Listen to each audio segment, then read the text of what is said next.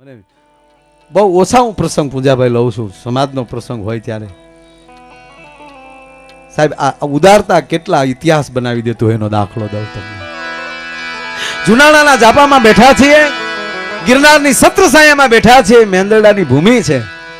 કહેવા ગયો સાહેબ એકવાર એવો ઇતિહાસ બની જાય, એની પેઢીઓ વયો જાય, પૃથ્વીના ગોળા રે ત્યાં સુધી એમ કહેવાય કે ઇતિહાસ ભૂલાતા નથી. જુનાગઢનો કાલ હવાનો દાખલો લઈ લો. ડિયાસની સામે પાટણપતિએ સાહેબ 16 વર્ષ સુધી યુદ્ધ ચાલ્યું. 16 વર્ષ યુદ્ધ ચાલ્યું. નાનો હુનો દાખલો નહીં. જે સૈનિકો પાટણથી આવ્યા હતા એ સૈનિકોએ ભીમ 11માં સાહેબ જે કેરી ખાધી, કેરીના ગોઠલા રોપાણા ને એના આંબો થયો ને એને કેરી આવીને એટલા વર્ષ થઈ ગયા હતા. એનો મારે એક દાખલો મને 2 વાર ચીઠી આવી ન લઉં તો સાહેબ હું ગુણો કહેવાવ, એટલે એક નાનો પ્રસંગ લેવો છે. પણ મારે વાત એ કરવી છે સાહેબ કે ઉદારતા કેટલી હોય છે. આહિર સમાજનો દીકરો છું, મને ગૌરવ હોય છે. પણ ઘણીવાર મને આ પ્રસંગો કે ઘણા ફરિયાદ પણ દેવાજભાઈ કરે કે તમે અમુક પ્રસંગ કેમ નથી લેતા. પોતાના વખાણ કરીએ ને. ભગવાન કૃષ્ણએ મહાભારત વાંચી લેજો, અર્જુનને કીધું છે કે પોતાના વખાણ કરવા એ પણ એક મૃત્યુ છે. કવિરાજ ચારણના દીકરા આપણે વખાણ કોઈ પણ વાત કરતા હોય ને તો એ રૂડું લાગે. મારે મોઢે વાત રૂડી ન લાગે, પણ કહેવાય ગયો કેવું છે કે આ સમાજને ઉભો રાખવા માટે એક નાનામાં નાના સમાજનો એમ કહેવાય કે સમર્પણ છે ને, ત્યારે હિન્દુસ્તાન ઊભું છે. સાંભળજો, રાડિયાસનું મૃત્યુ થાય છે. 1 વર્ષના નવઘણને સોમલદેવ એમ કહેવાય ખોળામાં લઈને બેઠા છે અને વાલભાઈ વડારણને બોલાવે છે કે વાલભાઈ, હા બા બેટા આવો ને. સાંભળજો આ પ્રસંગ.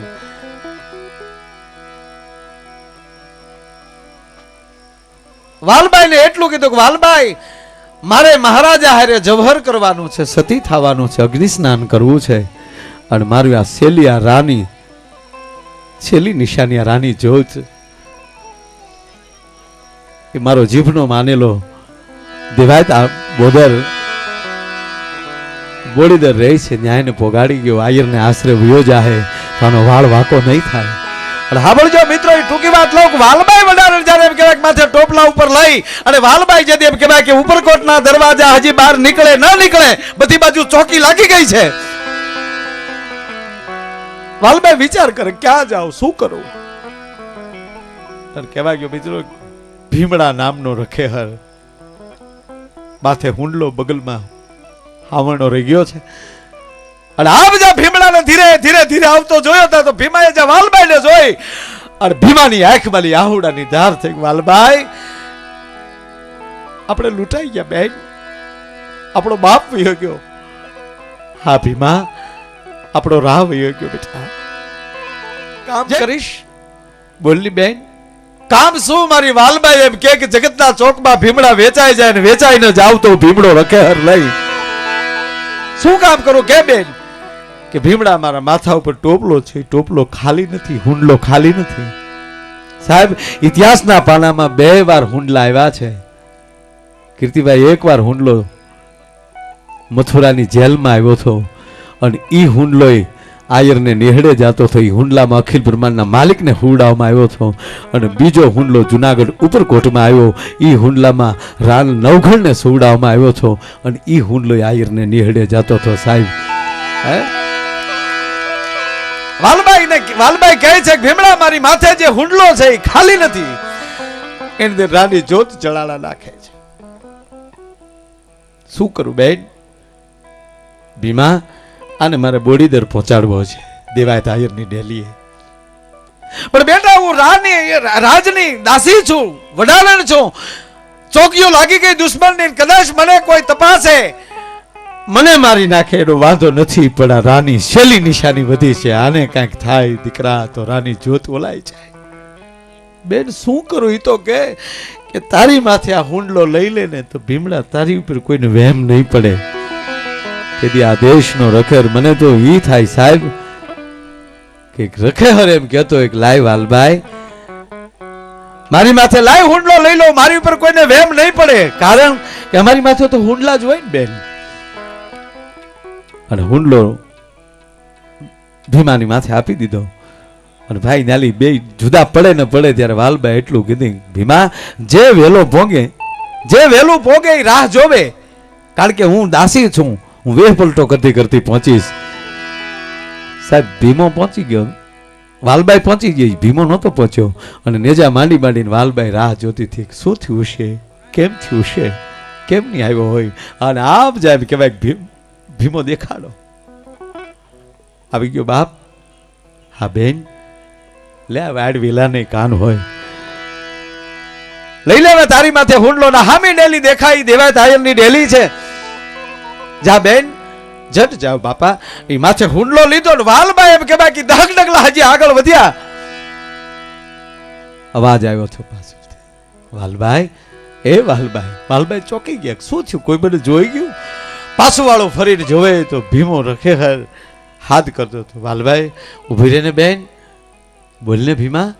બાજુમાં આવીને ભીમો એમ કહે છે કે બેન એવડું મોટું મેં કામ કર્યું, આનો બદલો કાંઈ નહીં.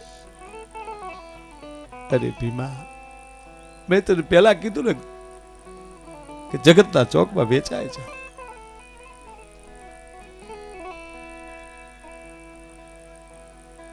બેન મેં એવડું કામ કર્યું, મારે વધારે કાંઈ નથી જોતું, પણ બેન એક કામ કરીને આ તારા કમરમાં રટકેરી કટાર મને આપને, કારણ કે એ સોનાની મૂઠ વાળી કટાર હતી. એટલે વાલબાઈને શું થયું કે આ સોને મઢેલી કટાર છે એટલે આનું સોનામાં ધ્યાન ગયું લાગે. તોય વાલબાઈ કીધું કે ભીમા કટારને શું કરવી, કે વચન આપ્યા પછી ખુલાસો ન હોય વાલબાઈ.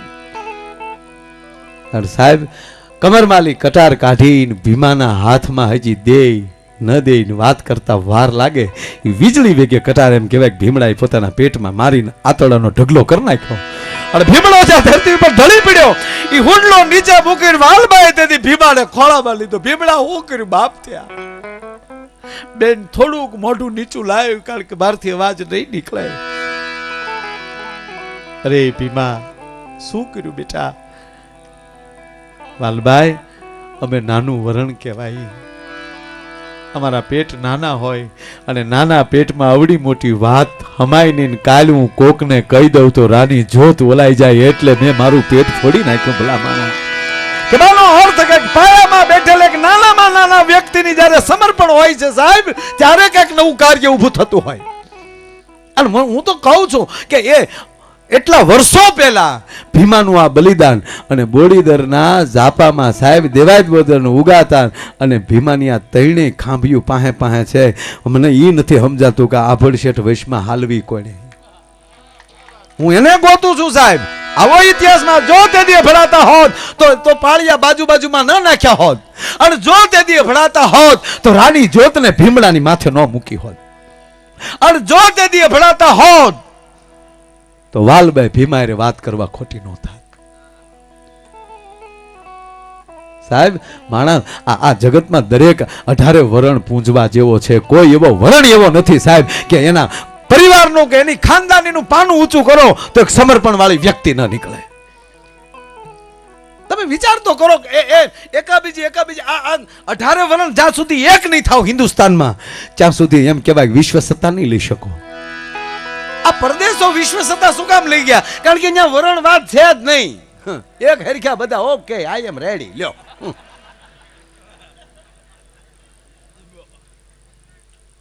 આ તો બધા પછી ટોળું થઈ જાય ને એમાં બુદ્ધિ ન હોય. ભાવનગર દરબાર સાહેબ ના અમારા કાલ હવારનો મવા પરગણાનો તાલબ જમાદાર અમારે મવા પરગણું સંભાળતા, પોતે રહેતા કુંભણ. જે કુંભણ મવાની બાજુનું ગામ છે એ કુંભણમાં તાલબ જમાદાર રહેતા. અને કહેવાય ગયું, યાદી આપી દો ભેગી, કે ઈ જ કુંભણમાં જાહલબેન નું હાહર્યું. જાહલબેન હાહરે ને હતા, હાલમાં હજી એની દેરી છે સાહેબ જાહલબેનની. અને કહેવાય ગયો વંશ વરસાદ બારોટો જ એની પૂજા કરતા આવે છે, અને સોપડામાં લેખ છે સાહેબ, બારોટો જ હજી એની આરતી ઉતારે છે જાહલમાની દેરીની. એટલે તાલબ જમાદાર ન્યાના તાલબ જમાદાર એટલા બધા ભાવનગર દરબાર સાહેબને ગમે સાહેબ, કારણ કે વાત હોય એટલે કે તાલબ એટલે તાલબ, તાલબ એટલે તાલબ. અને હતો એવો માણસ. હવે એનો નાનો ભાઈ અલી એકવાર ઘોડા પાવા માટે નીકળ્યો અને ઘોડો એટલો સરસ અને અલી માથે બેઠેલો રૂડો એટલો લાગે એટલે તાલબ જમાદારે કીધું કે અલી આ ઘોડા ઉપર રૂડો બહુ લાગશો, કાલ હવારનો મવાનો દાખલો અમારા. એટલે અલીએ કીધું કે મોટાભાઈ મને રૂડો લાગો એમ કહો છો, પણ કે પણ નહીં બેટા, તને ઘોડી ગમે છે? મને બહુ આ ઘોડી ગમે છે, પણ મોટાભાઈ ગમે છે એનું કારણ એ કહું કે મને ઘોડાનો પણ શોખ છે, પણ તમને કંઈ નથી શકતું એનું કારણ એ છે કે તમને કાલ કોક માગે તમે દઈ ગયો, એની કરતાં હું આને વધારે ચાહતો નથી. કે ખરેખર અલી તને આ ઘોડી ગમે છે? હા. તાક તો સાંભળી લે અલી, ખુદા માગે તોય ન આપું, જા લેતો જા. હવે ખુદા માગે તોય ન આપવું એટલું તાલબ જમાદારથી બોલાઈ ગયું, એ ભાવનગર વાત પોગી. અને જે બહુ તાલબ જમાદારના બાપુ વખાણ કરતા એટલે આજુબાજુ વાળા બીજા ન ગમતું એટલે એને મોકો મળી ગયો અને બરોબર ભાવનગર દરબાર સાહેબે જાય એમ કહેવાય તાલબ જમાદારના વખાણ કર્યા કે મવા પ્રગણું સાચવે છે મારો તાલબ. તાક બાપુ બહુ વખાણ કરો છો ને? હા. તાક તો એની પાસે ફલાણા નામની ઘોડી છે, એ ઘોડી મગાવી લ્યો તો તાલબ સાચો. અને અહીંયા તો પછી મેં કીધું ને ટોળામાં બુદ્ધિ ન હોય, રાજા ટોળામાં આવી ગયા અને ચીઠી લખાઈ ગઈ કે આવેલ માણસો સાથે આ નામની ઘોડી છે એ તાલબ જમાદાર મોકલી દેજો, અને ઘોડી ન મોકલવી હોય તો મારું પરગણું મૂકી દેજો. હવે આ બાજુ કહેવાય ગયું કે આ ઘોડી અલ્લાહ માગે ખુદા માગે તોય ન આપું, અને હવે ભાવનગર દરબાર માગે અને દેવી કેમ, અને હામેલી ચીઠી લખાઈ ગઈ કે મહારાજને માલુમ થાય કે એ ઘોડી આપના નાના દીકરા અલીને મેં આપી દીધી છે. એટલે ઓલા પડખે બેઠા હતા કહુંબા ઘોડવાળા, એને કીધું કાલ મવા પરગણો એના નાના અલીને દઈ દે તો બાપુ સ્વીકારી લેહો ને. અને ત્યારે રાજાએ કીધું તો મારું પરગણું મૂકી ગયો. સાહેબ મવા માલી વાણમાં બેહી અને સીધો અરબસ્તાન ભેગો થઈ ગયો થઈ માણા તાલબ જમાદાર. અને પછી પાલીતાણાએ ક્યાણ મુકાયું કે ભાવનગર મૂકતા હોવ તો વૈયાવો પાલીતાણા તાલબ જમાદાર, તમારા જેવા મર્દ માણસની અમારે જરૂર છે. અને ત્યારે તાલબ જમાદારે જવાબ આપ્યો હતો કે અત્યારે હું મોટા ભાઈની ચૂંદડી ઓઢી હોય અને હવે હું પાલીતાણા નાના ભાઈ ભેગો આવું તો મેં એનું કાપડું પહેર્યું કહેવાય, મારથી હવે હવાય નહીં. ભલા માણા મેં દેરવટું વાળ્યું કહેવાય, મારથી હવાય નહીં. અને એ તાલબ જમાદારના રોપેલા અરબસ્તાન માલી લાવેલા આંબા હજી જમાદાર કેરી તરીકે અમારા મહુવામાં પ્રખ્યાત છે. સાહેબ કહેવાનો અર્થ તો એક આવું નાનું કામ કરનારા માણસને જો અત્યારે દુનિયા યાદ કરતી હોય તો આ અત્યારે આ જગતમાં આવી ગૌશાળાઓનું કામ કરો. આનાથી મોટો અમારે હરખ જવારભાઈ હોય નહીં. સાહેબ આવા ગાવડીઓના ધ્યાન રાખીએ, આવી લહેર કરીએ અને વધારે સમય બીજો ન લેતા હું ફરીવાર પાછો કીર્તિદાનભાઈને વિનંતી કરું કે આવો મારો બાપલ્યો, કારણ કે આ બધા છૂટા લઈને હવે થનગની રહ્યા છે તમારી સામે, અને તમે અગાઉ પણ તમારી નાની નાની નાની નાની એક એક કડી કહીને બધાને નાની નાની ઢેફલી મોઢામાં મૂકી દીધી છે. જટ ઉભો થા મારા બાપ. અને આ તો જો અમારી નાયત છે, અમે તો ગમે ત્યારે અહીં પ્રોગ્રામ કરીએ કે તું કેદી મારા ભાઈ હાથમાં આવ. હા